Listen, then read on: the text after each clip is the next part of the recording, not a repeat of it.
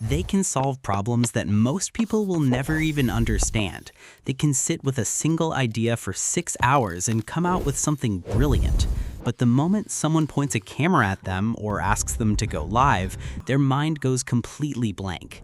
And here's the twist. The smarter they are, the worse it gets. You felt it, haven't you?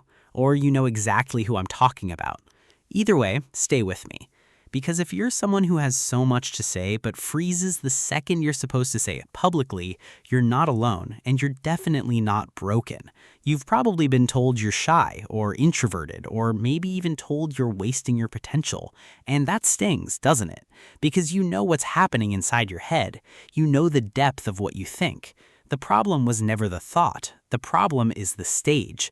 And by the end of this, you're going to understand exactly why your brain works this way and why it's actually a sign of something most people don't have. Here's the psychology behind it. There's a concept called overthinking-induced paralysis, which is rooted in something researchers call analysis paralysis.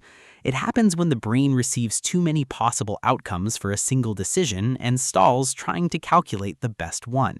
Now, for most people, speaking on camera feels risky. There's some anxiety, maybe a stumble, and then it passes.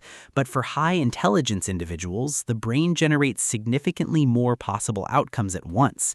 Every word they could say, every way it could be misread, every judgment someone in the comments might make, all of it fires at the same time. The result isn't silence from emptiness, it's silence from overflow. Think of it like trying to run 50 programs on a computer simultaneously. It's not that the computer is weak, it's that it's doing more than one machine was built to handle at once. Your brain isn't failing, it's processing on a level that the moment doesn't have space for. There's also a well-documented phenomenon called audience effect. A 2011 study published in the Journal of Experimental Psychology found that the presence of an audience, real or imagined, actually impairs performance on complex cognitive tasks while improving performance on simple ones. Meaning, if you hand someone a basic task and they know they're being watched, they do better. But give a genius a complex task in front of an audience, their performance drops. Not because they're nervous in the way people assume, but because the brain begins allocating processing power to the audience itself, monitoring reactions, predicting judgment, managing perception, and now there's less bandwidth left for the actual thinking. Social media turns that into something even more extreme. It's not one audience, it's an infinite one, faceless, unpredictable, and permanently recorded. For a brain that obsessively models outcomes, that's not a stage, that's a trap. And that's exactly the reframe. Society looks at the person who goes viral, who performs effortlessly on camera, who posts and speaks and lives out loud, and calls them confident, calls them leaders. Meanwhile, the quietest person in the room with more knowledge in their head than 3 of those influencers combined is told they need to come out of their shell. But here's what they got wrong. Confidence isn't volume. Depth isn't noise. The quietest person in the room often has the most to lose by being misunderstood, and the most awareness that they probably will be. That's not fear, that's precision. You're not camera shy, your content serious. Hit subscribe if this is already feeling like someone finally said it right. Now, there's also something called imposter syndrome at scale, and it hits genius-level thinkers hardest. Psychologist Pauline Clance, who coined the term in the 1970s, identified that high achievers are disproportionately likely to feel fraudulent about their abilities, not despite their intelligence, but because of it. The smarter you are, the clearer you can see the gap between what you know and what you don't. You're hyper-aware that your perspective might be incomplete. So when you're about to speak to 1,000 people, your brain screams, "What if I'm wrong? What if they see what I see in myself? What if this one video defines how people think of me permanently?" That's not insecurity, that's intellectual honesty at war with visibility. The average person who goes live without blinking isn't braver. They just can't see as many ways to be wrong, and you can, every single one of them.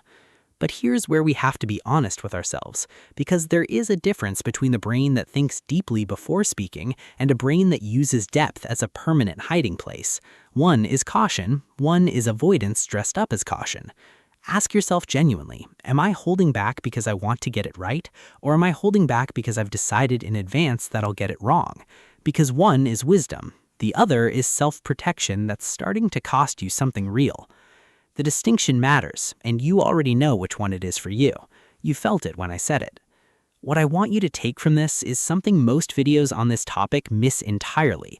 The goal isn't to turn you into someone who performs easily, speaks fluently, and treats social media like a playground. That's not the version of you that has something important to say.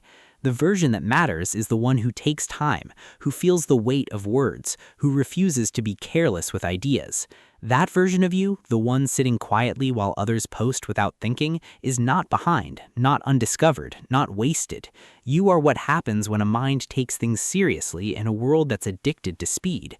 The silence before you speak isn't weakness, it's the sound of real thought. So tell me, do you freeze up on camera because you care too much about getting it right? Or do you think that's something that can actually be trained away? Drop it in the comments. I want to see where people actually land on this, because the answers are split more than you'd think. And if this video felt like it reached something you've been carrying for a while, the next video on PsychoLogic is going to go even deeper, into a type of mind that the world consistently underestimates until it's too late to ignore. You'll want to be there for that one. Click it.